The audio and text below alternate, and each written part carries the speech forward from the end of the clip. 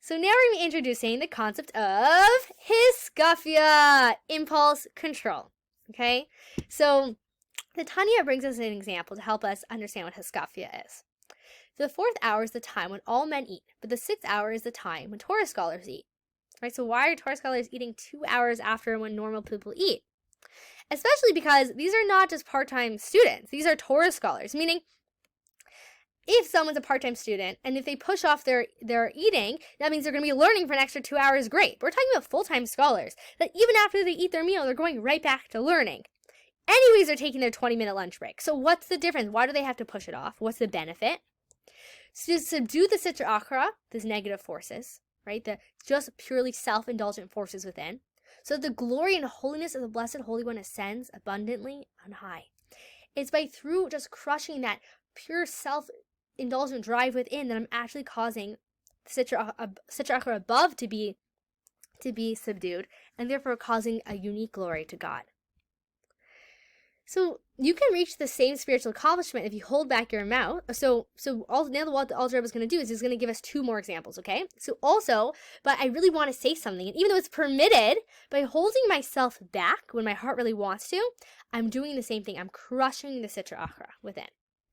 And similarly, if you hold back from pleasurable thoughts in your mind concerning permitted worldly matters, I could fantasize about that new island I want to get in my kitchen. I could just go there, for an hour. But I'm not going to. I'm subduing that pleasure. Therefore, I'm subduing that Sitra Achra. And this is also raising God's glory. So what we're saying here is that Hiskafia means holding back. It means impulse control. It means self-control. And even though I could engage, there's actually a benefit to not engaging in that thing. Not because it's forbidden, it's permitted, but because by subduing the Sitra Achra, that pure pleasure of thirst within, I'm causing God this unique glory. So I want to look at Hiskafia through a different lens now, okay?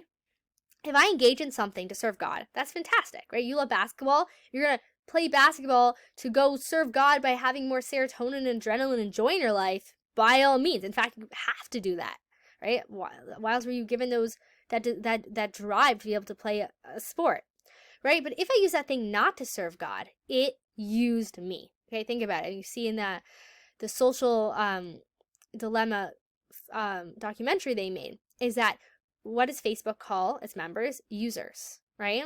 We're being used. That if I'm not engaging in something to actively for my own purposes, it's using me, right? Remember, Klipa Noga is not neutral. If I'm not actively elevating, it's using me. So anything I indulge in that isn't for a higher purpose is damaging to me. Hiskafia means impulse control. It means if I take that extra cookie that I don't actually need right now, or more likely to enjoy the cookie. The Hiskafia in our generation isn't really about the cookie. If I say that extra just chatter that I don't really need, more than I'm using it for some benefit, it's using me, right? If I'm just lost in my fantasies, more than I'm really using that as a tool to maybe refresh or just get creative, it's using me. And the Tanya is teaching us not to be used by the Sitra Achra, not to be used by Klipa, but that we are using the soul's garments of thought, speech, and actions for our true mission, was to bring divinity into this world. So there's a story of Shmuel Munkus, where the Alter Rebbe was hiding because he was up for arrest. And he wasn't sure if he should go. Meaning he understood spiritually, if he didn't want to go, he didn't necessarily need to. Right? There was false accusations against him, and he's a Rebbe. He's incredible spiritual connection to God. He could get out of it. But he went to Shmuel Munkus, who was one of his chassidim, and person he could confide in. And he said, should I go to jail or not? He said, listen, if you're a Rebbe, if you're a real Rebbe, go to jail, and they can't touch you. Nothing's going to happen to you. And that's exactly what happened. But if you're not a Rebbe, you should go to jail, because you took the geschmack of Olam Hazeh from the world. Meaning, once you know this, you cannot just indulge in physicality in the same way. Tanya teaches us that, wow, just because something's permitted does not mean that spiritual energy is neutral. Either it's going up or it's going down, right? It's a downward escalator. Unless I'm actively elevating it, it's going up. And therefore, we no longer just enjoy a juicy conversation without thinking, well, what's the tochen? What's the purpose of this conversation? How do I elevate this conversation? How do I bring my geschmack and just being with a friend right now to a holier, more elevated place?